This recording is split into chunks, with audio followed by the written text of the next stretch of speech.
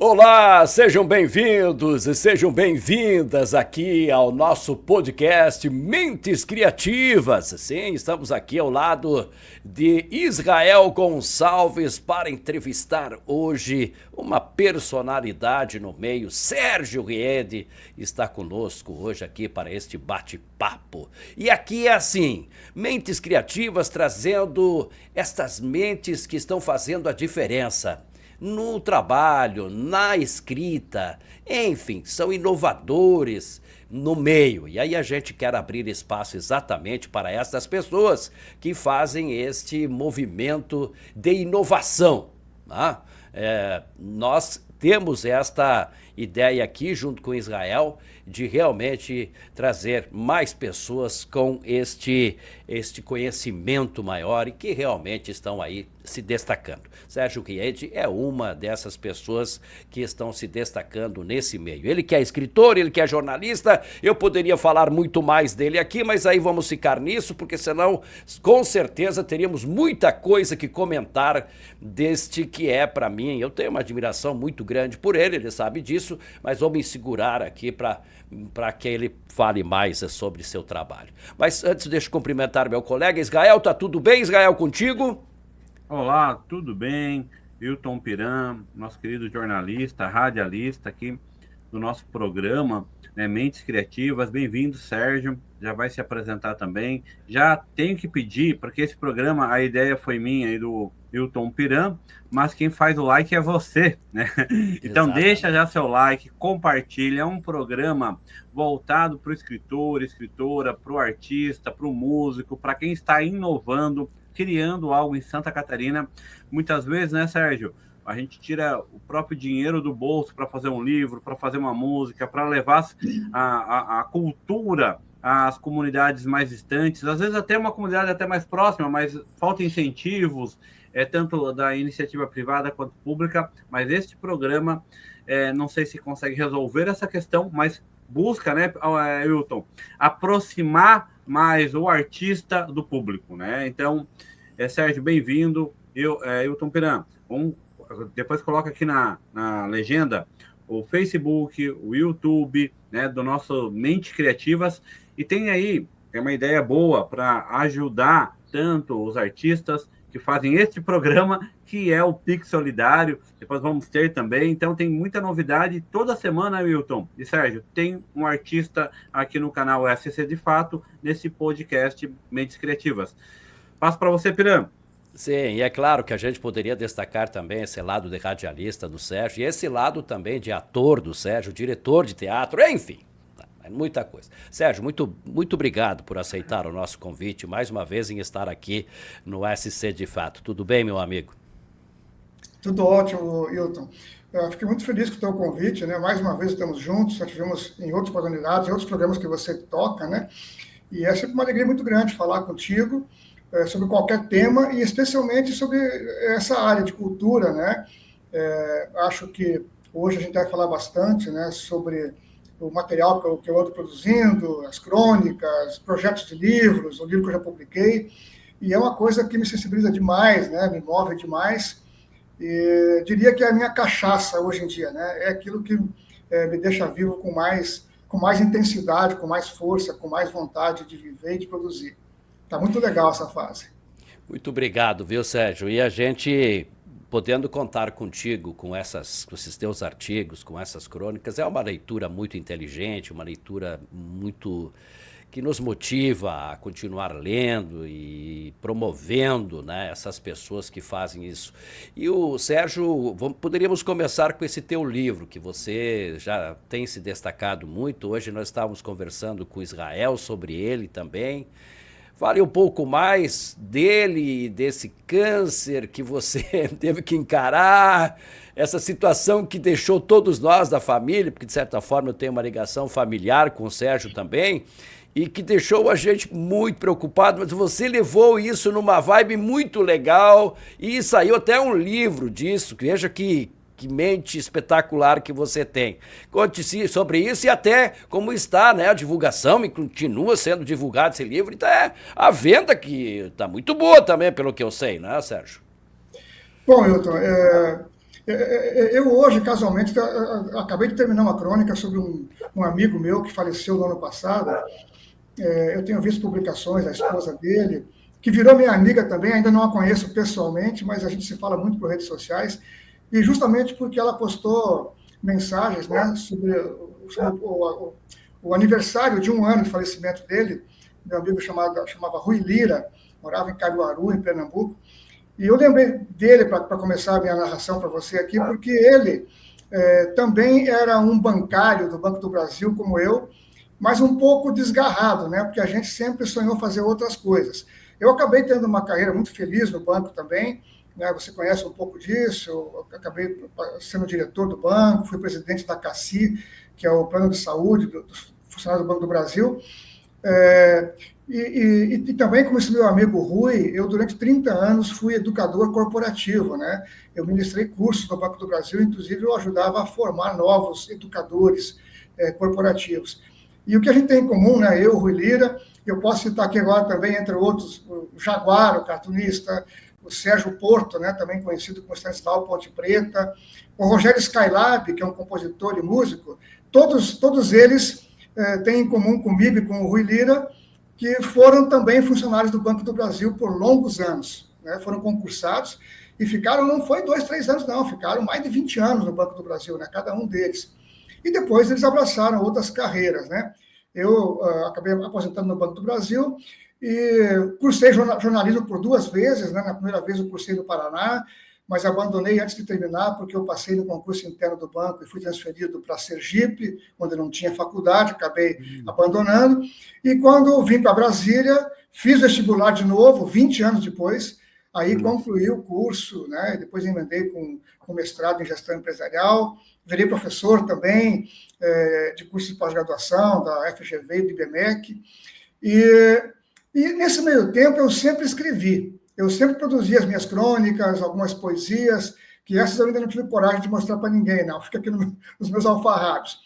Mas as crônicas que eu vinha escrevendo, eu sempre tive um projeto de publicar um livro. E não tinha disciplina para fazer isso, para me organizar, né? Tanto para terminar o livro, né? Eu acho que falando literariamente, e também por questões que o Israel acabou de tocar de passagem aí, que são as questões editoriais, né? De patrocínio, de investimento, de editora e tudo mais. Então, eu fiquei meio acomodado. Mas aí, Hilton, eu sou um pouco movido pelo acaso, né? Tem uma música dos Titãs que fala isso muito, né? A questão do acaso, a importância do acaso. Eu devo confessar que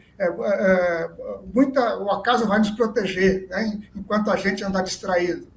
E muita coisa boa aconteceu na minha vida quando eu estava distraído, né? Não prego isso para ninguém, não é receita para ninguém, tipo assim, não faça nada que um dia o acaso te resolve. Não, mas comigo aconteceu, a própria vinda para Brasília e tudo mais, né? A entrada no Banco do Brasil. E em 2019, eu fui colhido por esse câncer de próstata. A minha reação foi realmente de muito alto astral, mas não foi gratuita, não, né? Muita gente acha que eu tenho uma força sobre-humana, né? Uma resistência muito grande, mas não é isso, não. Eu tinha muita confiança no meu médico, com quem eu estava há 5 anos, o urologista, fazia exames periódicos, né? Fazia a prevenção, né, do câncer de próstata, especialmente com o PSA e exames anuais. E quando apareceu uma suspeita, o médico já falou, olha, vamos checar isso aí, vamos repetir primeiro o PSA, depois, se for o caso, a gente faz uma ressonância, depois a biópsia, e acabou que tudo foi confirmando. Mas desde o que ele me disse da primeira vez, se confirmou. Ele falou, olha, se aparecer alguma coisa, vai ser um câncer muito no início, né? E o câncer de próstata é um câncer que cresce muito lentamente, então, certamente, a gente vai conseguir isso com 98% de chance de cura total e tal. Então, eu fiquei muito tranquilo com isso, porque os exames foram confirmando mais ou menos isso, né? Mesmo quando confirmou o câncer, né, a biópsia, a ressonância, tudo demonstraram que era um câncer encapsulado, né? Ou seja, restrito dentro da próstata, não tinha pegado nenhum órgão ali nas imediações da próstata, e muito menos não tinha virado metástase. Então, isso me deu uma tranquilidade para enfrentar. Mas aí deu aquele estalo, né? Olha, meu amigo, se você quiser escrever um livro algum dia, é agora, né? Tá aí a vida te avisando. né? Você pensa que tem todo o tempo do mundo? Não tem. Eu já estava com 63 anos na época, né? Então, quer dizer, estava passando da hora de eu publicar meu primeiro livro. Então, com base nisso, eu tive a ideia de desengavetar muitas crônicas antigas que eu tinha escrito, né? Só dei uma atualizadinha nelas, muitas acho que entraram no livro do jeitinho que estavam, e eu fiz uma combinação, né? Eu escrevi o livro com a parte de câncer em ordem cronológica dos fatos, né? Desde o diagnóstico, né? Pré-operatório, operatório, a operação, depois, né? a pós-cirurgia, que já juntou com a pandemia, né? Que eu operei em dezembro de 19, e em março de 2020 estourou a pandemia, né? E aí tinha toda aquela coisa, né? Eu tinha que ir no hospital cada dois meses, aquele medo de entrar no hospital e pegar uma infecção, pegar uma Covid, né? O médico que me atendia lá, ele trabalhava com 3 máscaras, desinfetava o teclado dele o tempo inteiro, assim. Era meio assustador, né? Você estar no ambiente hospitalar naquela época. Mas aí, então, as crônicas do câncer, elas foram feitas em ordens cronológicas, e eu intercalava uma de câncer e uma da minha vida. Então, eu tentava ajudar o leitor a entender quem é esse personagem, Sérgio Ried, o que ele passou na vida, o que ele fez, assim por diante, né? Eu até pensei em fazer uma brincadeira que você estava me apresentando, vou fazer agora, né? Você esqueceu de mencionar que eu também fui jogador de futebol profissional, por 2 minutos e meio, né? A carreira mais breve da história do futebol, né? Eu estava fazendo teste no São Paulo, em 75, Nossa. E aí fui jogar um amistoso, né? Com aquela baba, né? Os caras que não eram convocados para o jogo, aí pegaram os juniores e quem estava lá em teste e levaram para compor o elenco. Eu entrei 2 minutos e meio, peguei na bola 2 vezes, mas recebi um cheque com o bicho da vitória. Guardei esse cheque por uns 2 anos, que seria a minha memória. Naquela época era muito difícil fazer cópia das coisas, né? Fotografar, não tinha celular, né? 75 isso. E aí, mas chegou um momento que eu apertei a vida financeira e eu passei o cheque nos cobres e fiquei sem esse recuerdo, né? Da minha experiência de jogador profissional, né? Mas perdeu muito São Paulo, viu? Perdeu muito São Paulo e não te aproveitaram muito, mais. Eles não sabem o que perderam, mas eu sei. Mas aí, meu amigo, então eu acabei, né? Então, redigindo o livro. Viu, Israel? Foi patrocínio pessoal mesmo. Eu falei, vamos me dar de presente a edição, né? Eu tenho um amigo, né, do Banco do Brasil também, aposentado hoje em dia, chama Aiton Rocha, né, que mora hoje em Alagoas, também tem casa em Brasília, tem uma filha em Boston, nos Estados Unidos. E o Aiton acabou despertando em mim o escritor que eu sou hoje. Que hoje eu posso dizer que eu estou numa fase de escritor. Por quê? Porque eu escrevo todos os dias. Aproveite ou não aproveite o que eu escrevo, todos os dias eu escrevo alguma coisa. E toda sexta-feira eu posto uma crônica nas redes sociais. Tem semanas que acontecem fatos extraordinários que eu posto mais de uma. Por exemplo, a semana passada, não, há 2 semanas atrás, há uns 10 dias, na verdade, né? Na sexta-feira eu publiquei uma crônica sobre o tempo, né? Como é que o tempo impacta a gente, e no sábado de manhã morre o Luiz Fernando Veríssimo, né? Que é o meu escritor favorito entre todos que eu já li na vida. Amo, adoro de paixão o Veríssimo. Aí eu me obriguei a fazer uma crônica para ele, no próprio sábado, né? E acabei postando. E também foi mais uma coincidência interessante, né? Falando do tempo, aí ele morre no dia seguinte. Eu até usei uma sacada na crônica sobre ele. Eu falei assim: olha que interessante, eu estava falando sobre isso num dia, na sexta-feira, e no sábado o Luiz Fernando resolve ir conversar com o Érico sobre o tempo e o vento. Exatamente. E foram para lá, né?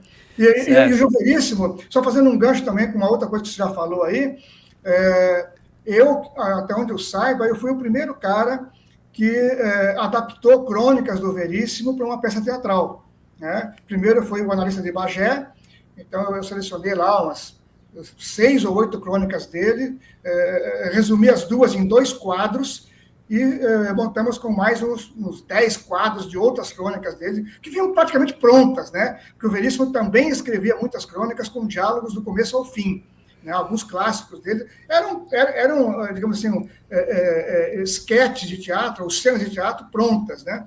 Então eu fiz isso, adaptei, e depois que nós apresentamos com o Grupo Amador, lá de Marcelino Ramos, né, que você conhece muito bem, depois disso... Amador, né? No sentido de não ganhar dinheiro, né? Mas a gente caprichava, né? Caprichava no que fazia. Pessoal, excelentes atores, atrizes que temos lá. E depois disso foi que o Cláudio Cunha, né, aquele grande artista também, montou o espetáculo dele na cidade de Bagé. Vou ser sincero com vocês, eu não conheço o texto dele, se é muito semelhante ao meu, deve ser, né? Mas talvez a dinâmica da peça seja outra, não sei. E eu soube depois que ele rodou o Brasil por 11 anos com o espetáculo, né?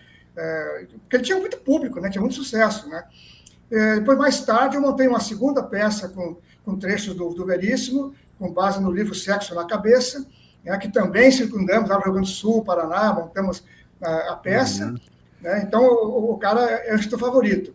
E o meu livro inicial, só para fechar então essa resposta, que está sendo muito longa já, eu acabei fazendo o seguinte, como era um livro sobre o câncer, eu tinha o sentido de, né, desenterrar as coisas que eu tinha escrito, desengavetar, e também o sentido pedagógico, né, de orientar a macharada aí a fazer exames periódicos de saúde, porque o câncer de próstata eu aprendi muito naquela época, né, que eu falava sobre isso, participei também de muitos podcasts, de muitas entrevistas, de televisão, inclusive, porque não é comum, né, você ter um personagem que tenha tido câncer de próstata e que eu vou falar sobre isso, né, porque é um assunto, para muita gente, muito constrangedor. Para mim, nada, né? Então, alguém que vai falar, que foi curado praticamente, era muito importante para as emissoras, né, de TV, para os jornais, enfim, né, para as rádios. Participei de muitos eventos, inclusive junto com outros médicos, né, que debatiam o assunto comigo. Eles falavam do ponto de vista médico e eu falava do ponto de vista do paciente. E uma das coisas que eu aprendi é que o câncer de próstata, ele é um dos cânceres que cresce mais devagar, né, portanto, ele dá margem para cura, e também é um dos que tem maior índice de cura. Mas, por outro lado, ele não apresenta nenhum sintoma prévio, né, na fase inicial da doença. Quando você tiver câncer de próstata e tiver sintomas desse câncer de próstata, é sinal que a doença, infelizmente, já está avançada, né? Então, a gente precisa conscientizar as pessoas a fazerem exames. E o meu livro, né, eu imprimi 1.100 exemplares, já não tenho mais nenhum, eu tenho 2, 3 aqui em casa que são de estimação, né, para guardar para a posteridade. Acabou de nascer meu primeiro netinho, né? Espero dar de presente para ele o meu livro daqui a alguns anos, né? E então, assim, mas eu tenho o livro, Hilton Israel, tenho ele na versão digital, né?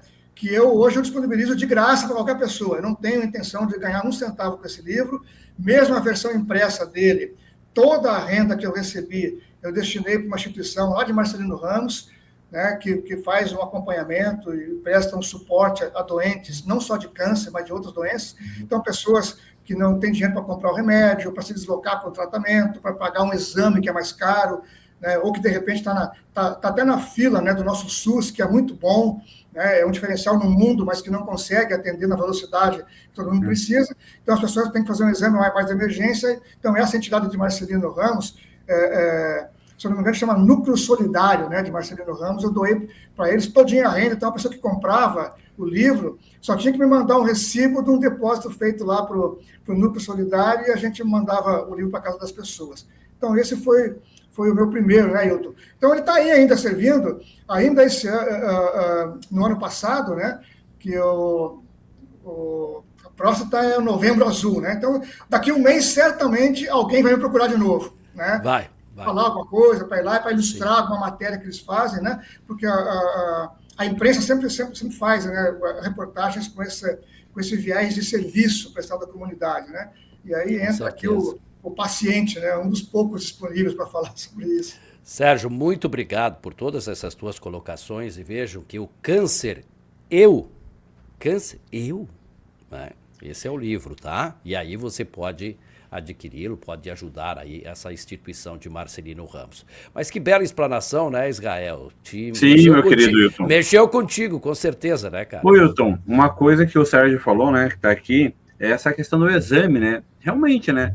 Homem, assim, não vai fazer esse exame assim, tipo, vou acordar de manhã e vou lá fazer um exame de próstata. Não. Semana que vem eu vou. Não, assim, o cara tem que estar mancando já para ir. Então, eu acredito que é muito pedagógico, é uma é mais com a live Pensando Mentes Criativas, ela tem a ver com a mente-corpo, né? Porque realmente é uma falta de cultura, né? Essa questão de não ir de forma periódica ao médico com relação aos homens, né? As mulheres, desde pequena, eu acho, da primeira menstruação, já tem esse hábito, né, de ir pro médico para ver. Mesmo assim, eu tenho uma parente que morreu, né, de câncer, por falta de uma questão mais periódica de ir no ginecologista. E, assim, lamentável, né? Então, realmente você tem toda a razão, Sérgio. Israel, assim, só uma parte, uma informação que é importantíssima, eu esqueci. Meu universo, né, foram 1.100 livros vendidos. Não sei quem compartilhou o livro com quem, mais pessoas podem ter lido. Vocês sabem quantas pessoas que me avisaram que foram fazer o exame de próstata e descobriram câncer no início? 8 pessoas. Olha, eu acho um percentual altíssimo, né? 8 amigos meus ou conhecidos descobriram o câncer graças ao meu livro. Se sentiram estimulados, foram fazer exame, quer dizer, talvez centenas fizeram exame, mas 8 deles conquistaram o privilégio de tratar de um câncer no início. Né? Sim, maravilha. Então, se não fosse o meu livro, talvez eles com certeza não teriam ido ao médico tão cedo. Né?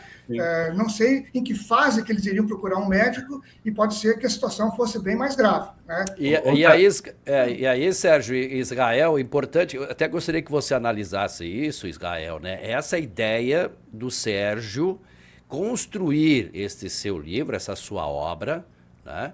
A partir, né, de um momento, claro, que era uma coisa que preocupava ele, mas ali ele aproveitou também outras crônicas, outros artigos, para dar digamos, uma roupagem diferente de contar essa história, enfim, essa construção sobre essa obra, desse livro, hein, Israel? Você também está construindo algumas obras aí, alguns livros, e aí você também pode mexer com outros assuntos que atendam aí, que também sirvam de exemplo, como o caso do Sérgio, né? O que me chama a atenção no Sérgio é que ele hoje é um escritor, né? Talvez não se considerasse ali um escritor de forma periódica, né? Porque tem o seu trabalho no banco, né? E aí eu acho que depois dessa aposentadoria despertou ainda mais esse escritor dentro dele, né, Sérgio? E uma coisa que me chama a atenção é você conseguir ou tentar escrever todo dia, né? Não necessariamente tu vai usar todo dia todos os seus textos, né?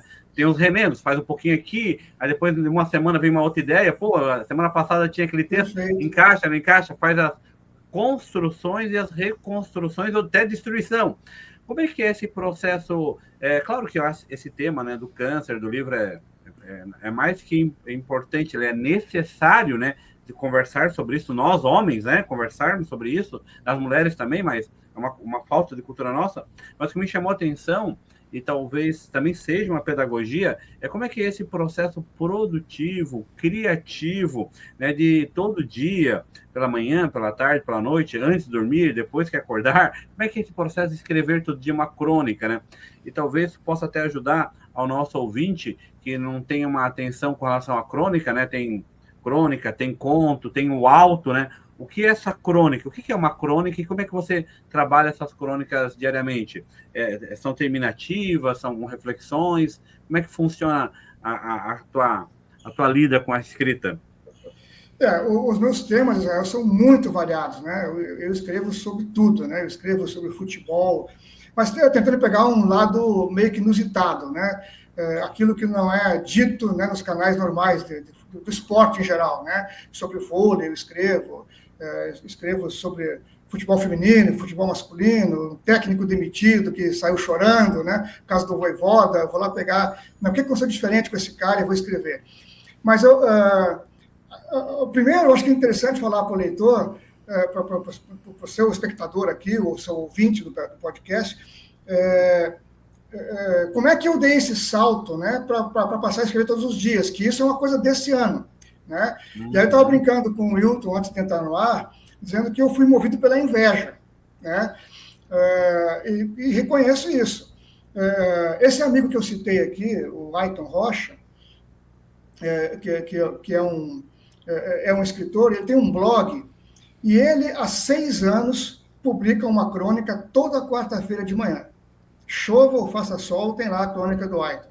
E ele também manda, além de ter o blog, ele manda no grupo de distribuição de WhatsApp para os amigos dele.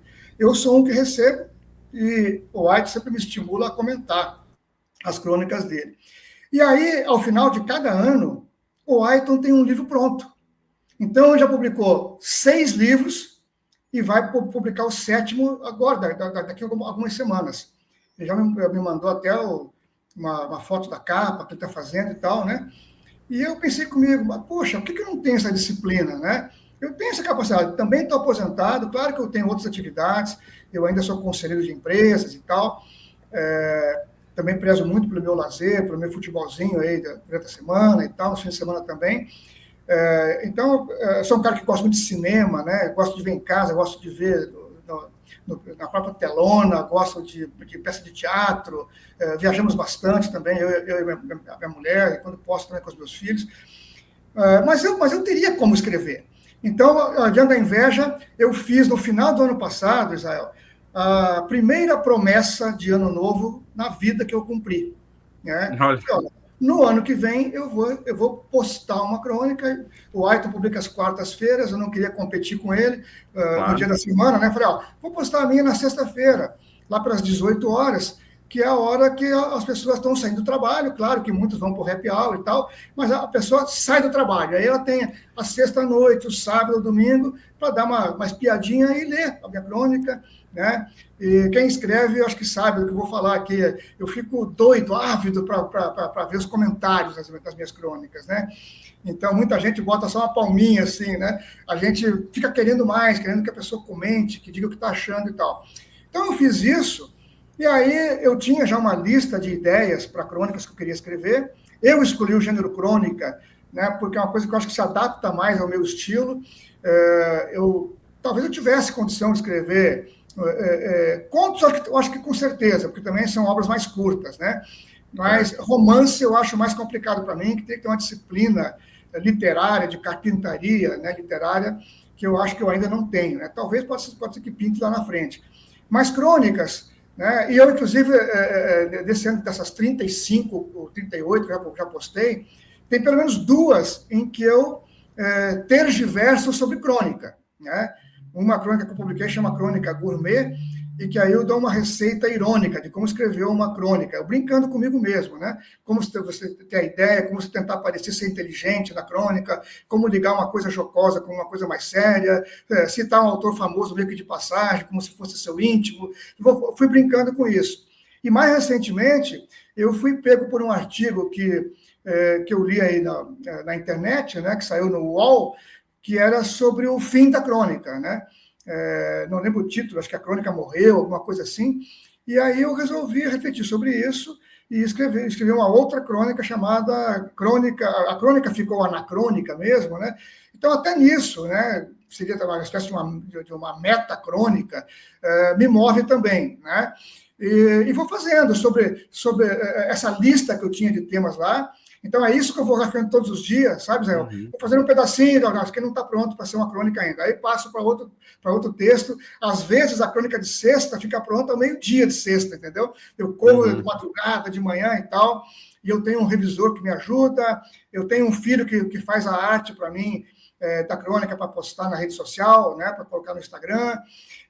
Então, eu faço essa correria. E também sou muito movido por temas cotidianos que me saltam aos olhos, né? Aquilo que sai na imprensa, que eu acho que é inusitado, ou mesmo que não seja inusitado, mas que mereça uma reflexão mais profunda, eu entro no assunto. Procuro sempre ter um pouco de bom humor nas crônicas, mas tem algumas que escapou disso, né? Por exemplo, eu fiz uma recentemente sobre aquele vídeo do Felca, né? Que eu acho que todos vocês querem saber, tá? Sobre adultização, né? De crianças e tal. E aí eu já juntei com um tema que eu tinha lido uma reportagem há um tempo atrás e que eu não fiz nada com ela, aí juntei nessa crônica, que era a moda que surgiu, se eu não me engano, no Japão ou na China, e já chegou em alguns nichos aqui no Brasil, que é os adultos voltarem a usar chupeta de bebê, para aliviar o estresse e tal, né? Então, eu brinquei com esse negócio de adultização de crianças e infantilização de adultos, né? Para fazer esse contraponto e tal, alguma coisa bacana. Eu percebi um dia na internet que tinha muita gente, que eu via com alguma frequência, gente que morria ou que sofria acidentes graves tentando fazer selfies perigosas. Né? Verdade. E aí resolvi escrever Minha Selfie, Minha Vida. Né? E aí tem aquela coisa, né, Israel? Você começa a escrever e a própria escrita, né, o próprio conteúdo te leva para um outro caminho. Né? Quando você vê, você está se desviando da sua rota original, mas se estiver indo bem, você abraça aquele caminho que surgiu. Né? Então, por exemplo, nessa crônica sobre as selfies, o mote era esse. Eu comecei a escrever relatando como é que foi a minha infância com fotografia, né? Lá em Marcelino Ramos, que ninguém tinha máquina fotográfica em casa, que você tirava 2 fotos por ano, né? Aliás, menos que isso, tirava uma foto na Crisma, tirava uma foto na primeira comunhão, era muito raro, né? Para mostrar assim, era uma foto. Agora eu lembrei, estava arrumando umas fotos, Sérgio. Eram umas fotos, deixa eu ver. Mais ou menos assim, ó. Isso. Da escola. Colégio, né? Da escola, né? Eu tenho essa clássica, com 8 anos de idade. Essa também. Mas essa é de 86, eu tinha 6, eu estava brabo. Ou seja, era uma foto por ano e ainda eu tirei brabo. Mas conclui, Sérgio, por favor. Não, só concluindo, então. Aí eu comecei a relatar como é que foi a minha relação com a fotografia, né, que não tinha máquina.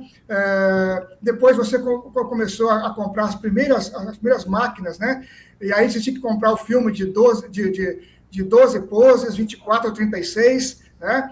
Então, era muito caro tirar de 36 poses, porque além do filme ser caro, a revelação é demorada, tinha que levar em outra cidade para revelar, que eu sempre morei em cidades do interior, né, próximo de capital, morei pouco tempo em capital antes de vir para Brasília, e aí, sabe, era aquele sufoco para você esperar, será que a foto ficou boa? Será que não saiu tremida? Será que o filme não velou inteiro? Não sei o quê.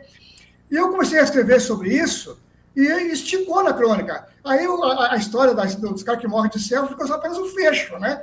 Para o título. A crônica caminhou sozinha. E os comentários que eu ouvi dessa crônica foi todo mundo, os que comentaram, pelo menos, se identificando com essa história delas com fotografia, que passaram pelos mesmos sufocos, né? Comprar um filme e tal. E aí você pega um filme de 12 poses, que era o que a gente comprava na maior parte das vezes, não dá para você desperdiçar, por exemplo, tirando foto do prato de comida que você está comendo, concorda? Não vale a pena, né? Você vai tem um filme de 12 poses para tirar foto de um aniversário, por exemplo. Tu vai escolher ali, a montar os elencos, né, de quem está na festa, ó, uma foto com esses, uma com esse, tu não vai desperdiçar para tirar foto da decoração, não sei o que lá e tal, né? A gente, acho que era mais focado no que era essencial, né? Até por essas questões bem materiais mesmo, né? Que você tinha pouca pose, né, para utilizar, era um processo muito caro, então você focava um pouquinho mais nisso, né? Hoje você se distrai muito, né? Você tira fotos de coisas que não são tão relevantes, e às vezes até num evento você perde de curtir o show, ou um museu que você está vendo, um evento grande que você está assistindo, para se concentrar na foto que você vai tirar e tal, né? Então, mais ou menos é assim o processo, sabe? As coisas vão me estimulando e eu vou escrevendo. Às vezes eu descarto, às vezes eu guardo, né? Lá na frente eu escrevo na crônica, aqui eu posso encaixar um texto que eu fiz lá no passado. E hoje com o computador é muito mais fácil, né? Sim. Que era no passado. Você guarda o arquivo aqui, basta você localizar onde é que está e importa. Ô, Sérgio, já vamos aproveitar, né? Tu reforça isso depois, mas como que nós vamos ter contato com essas crônicas, né? Toda sexta-feira, aonde? No Instagram, no site, isso, né? Já passa aí para nós, já fala aí para o nosso público, que com certeza vai pingar pessoas aqui de Santa Catarina querendo ouvir e ler as suas crônicas aí. Beleza. Então, eu posto elas no Instagram e no Facebook, atualmente, tá? E vou passar a postar também no LinkedIn, que eu recebi a sugestão de um amigo meu, dizendo que hoje o LinkedIn está se prestando muito também a textos, né? Com tamanhos de crônicas e tal, e que pode ser muito, muito interessante lá, e que lá tem um pessoal mais ávido por ler, né? Porque os públicos são nichos, né? O Instagram gosta mais de foto, né? Facebook é um pouquinho mais de história, mas também não gosta de textos muito longos. As minhas crônicas, todos os meus amigos que lidam com escrita e tal, dizem que elas ainda são muito longas para Facebook. Mas eu não me queixo, né? Porque toda semana eu tenho lá umas 100 pessoas que comentam as crônicas e tal. Está de bom tamanho, mas eu estou tentando trabalhar para ser um pouco mais econômico. E tanto no Instagram como no Facebook, eu apareço lá como Sérgio Riede, né? Como deve estar aparecendo no meu nome aqui no vídeo, né? Então, é só entrar lá para ler. Por lá mesmo pode interagir comigo, né? Se tiver interesse, quem tiver interesse de receber a versão virtual do meu primeiro livro, O Câncer Eu, que é Memórias Alegres de um Medo Profundo, é só fazer contato comigo que eu mando sem custo nenhum. Eu considero também uma missão minha, sabe, disseminar esse conhecimento didático, pedagógico sobre o câncer, para ajudar mais pessoas, além daquelas 8, né, que tiveram a vida prolongada, graças a um diagnóstico precoce, digamos assim, estimulado pelo meu livro. Sim, e essas crônicas, né, que você faz diariamente, você também tem a intenção de fazer igual ao seu colega, um livro no final? Ao final de um ano? Não, com certeza, com certeza. A inveja inclui isso, né? Então, assim, é uma inveja completa. Inveja completa. Assim, eu estou com o material já pronto para um livro, né? Eu tenho mais de 35 crônicas publicadas, e como as minhas crônicas têm um tamanho um pouco maior, por exemplo, do que desse meu amigo, né, que causou a inveja em mim, eu talvez com as 25 crônicas eu dar um livro de bom tamanho. Então, eu estou já pensando em fazer essa seleção, né, essa triagem. Sim. Não, pode falar. É que eu estou vendo aqui ia te dar uma... Tá do outro lado. Eu ia te dar uma ideia que tem uma editora aqui de São Paulo muito boa, porque assim, eu também escrevo artigo de jornal, não é crônica. Eu também estava com 35, né? Eu acho que eu estava com 45 e publiquei 35. E aí eu ia te mostrar como que ficou o meu livro, né? Só que o meu é artigo científico, é artigo de opinião, não é artigo científico. Para te mostrar, porque agora tu falando, eu me lembrei. Tu falou do número, caiu que eu falei, não, já tem um livro mais ou menos, para tu ver como é que ficaria o tamanho. Mas tá um pouquinho longe. Mas ele fica assim, de 25 crônicas, daria umas 50 e poucas páginas. Então ele fica um pouquinho fininho, mas ele fica bom para manusear, para ler, né? E crônica, não necessariamente, aí talvez aí é uma ideia, né? Talvez não seja o que eu esteja pensando. Tu não precisa de ler do começo para o fim, né? Assim, a ordem do livro não, né? Você pode ler com aquilo que te impulsiona, né? Você olha lá o índice, aquilo que te chamar a atenção, você pode ir para lá e ler, né?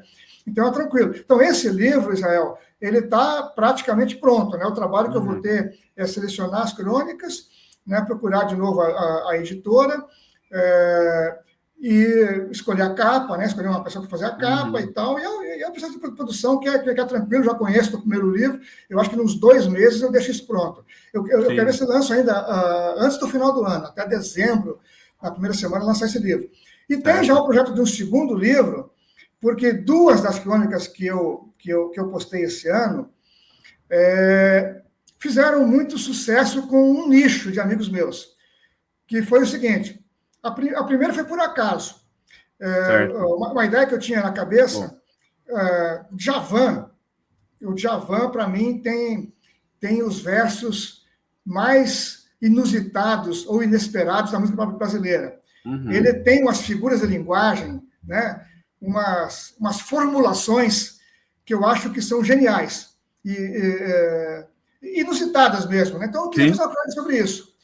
E aí, o que eu peguei? Eu fui ouvir a obra do Djavan, abri o computador com as letras, fui selecionando essas frases que me chamavam mais atenção, né, mais inusitadas.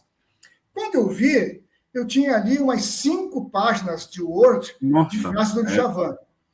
Aí, o que eu fiz? De novo, a ideia nasceu do nada. Eu fui juntando essas frases e transformando elas em crônica. E aí virou uma crônica sem nenhuma palavra minha. 100% palavras do Djavan. Nossa! Eu peguei essa obra dele dispersa, dei uma ordenada, né? Tentei dar ritmo de leitura, dar sentido, logicamente, né? Organizei em parágrafos, né? A tarefa era escolher abertura e fim, especialmente, né? Como é que se fecha isso? Como é que se dá coerência, né? Porque ele também aborda temas muito variados. E publiquei, né? Com o nome de Javaneando. E as pessoas gostaram muito. Aí, passou um tempinho, morreu a Rita Lee. E eu fiz a mesma coisa com a Rita Lee. Até publiquei recentemente. A Crônica da Rita Lee não faz nem um mês que eu publiquei. Deve ser 3 ou 4 semanas aí. E também, sabe, deu uma repercussão muito legal. E aí surgiu a ideia, e eu estou ultimando aí as consultas sobre direitos autorais. O que eu sei até agora é que não teria problema de eu fazer isso, né? As pessoas que eu consultei, mas eu quero exaurir essa consulta, porque eu não quero gastar o tempo. Eu já selecionei 35 artistas brasileiros sobre os quais eu quero escrever, né? Certo. Além de Rita Lee e Djavan, que não vão entrar no meu livro de crônicas, na coletânea anual, que vão ficar para o outro livro do ano que vem. Certo. Né? E aí, o ano que vem, eu já tenho isso como missão. Eu quero escrever sobre esses 30, 35 artistas, né? Entre eles Gil, Caetano, Chico Buarque, Marisa Monte, Belchior, enfim, só feras, né? Só as feras. É uma ideia muito criativa, né? Algo diferente. Eu não lembro, assim, claro que eu não sou um leitor que conheço tantas coisas. Eu leio, né? A gente tem livro, né? Mas, assim, é a primeira vez que eu estou vendo essa ideia. Eu também nunca vi. Não posso né, dizer que não existe. Afirmar, né? Mas é criativo. Eu nunca vi. E, mais uma vez, foi uma ideia que me capturou sozinha. Né? Eu ia escrever uma crônica do Djavan normal. Por exemplo, eu fiz uma crônica sobre o filme do Ney Matogrosso, Homem com H. Né? Que é diferente, mas aí eu fiz em formato de crônica mesmo. Citei ali trechinhos de uma música ou outra, mas entre aspas, né, para, digamos, complementar um pensamento meu. A crônica tem lá as minhas ideias. E é nesse estilo que eu vou ler o Djavan. Mas quando eu vi, eu acho que tem um caldo eu deixar 100% da palavra dele. E como isso fez sentido e teve uma boa repercussão, e esse comentário que você fez também eu já ouvi, né? Tipo assim, olha, eu não conheço algo semelhante. Mas muitas pessoas me alertaram a cuidado com direitos autorais, porque já imaginou você fazer um livro aí? Dá muito trabalho, né, Israel? Você deve imaginar. Dá muito trabalho de pesquisa, de coletânea, organizar. É legal deixar a obra, né? Não sei se é uma sugestão, é uma reflexão, né?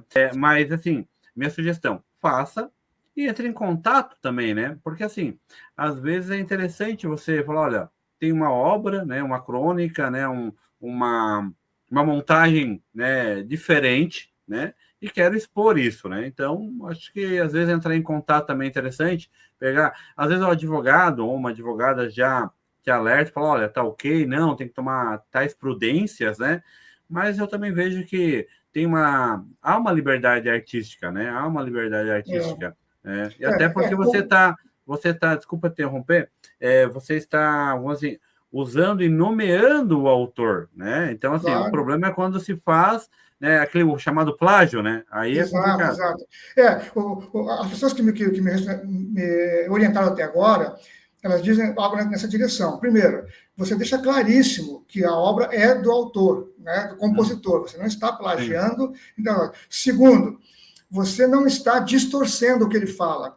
Porque você pegar, digamos, a obra de um cara que tem uma linha de pensamento mais humanista e tal, não sei o que lá, e de repente você usa isso para uma finalidade que é mais opressiva, que defende a violência, defende uma linha política que é oposta à que ele defendia em vida, aí você tem problemas, né? E aí a gente até tem casos desses, né, que você vê artistas questionando, por exemplo, políticos, né, que usaram sua música no evento e tal. Poxa, eu jamais apoiaria um evento seu, né, alguma coisa assim. Então, não é o caso, porque eu deixo claro que a obra é do artista, é uma homenagem, né, enfim, o crédito, digamos, intelectual está dado ali. E aí, lógico que eu penso que no livro, né, eu diria, não sei se vale a pena citar todas as músicas que foram utilizadas numa crônica específica, que ficaria muito grande, mas dizer que todas as frases, todas as palavras usadas em cada crônica foram extraídas das obras musicais dos artistas referidos ali, que é com uma homenagem e tudo mais. Mas a sua ideia é legal. É trabalhosa, obviamente, né, porque teria que descobrir quem que fala por cada artista. Tem alguns que são falecidos já, né? Renato Russo, por exemplo, está na minha lista. Nossa, eu quero homenagear ele também e tal, né? Então, daí um trabalho, mas eu acho que é um trabalho prudente, né? Eu posso fazer em paralelo. Enquanto eu vou escrevendo o livro, né, eu disparo Até procuro alguém que me ajude, né, com esses contatos, né, com a família, ou com o próprio artista, né, se ele está por aí ainda, né, que a maioria está. Teve uma artista que escreveu uma obra. Olha, agora eu não sei se era o Caetano Veloso, hein? Mas era não, acho que era o Sérgio Buarque. Eu não lembro quem era, rapaz do céu. Que ela escreveu uma obra, mandou para ele autografou e falou assim, tenha muito sucesso. Ou seja, ele autorizou, né? Assim, uma obra, só que assim, era questões musicais. Ela tinha feito arranjos, alguma coisa em cima das músicas e tal. Mas era para música, né? Era para crônica. Nesse caso, ela ficou até...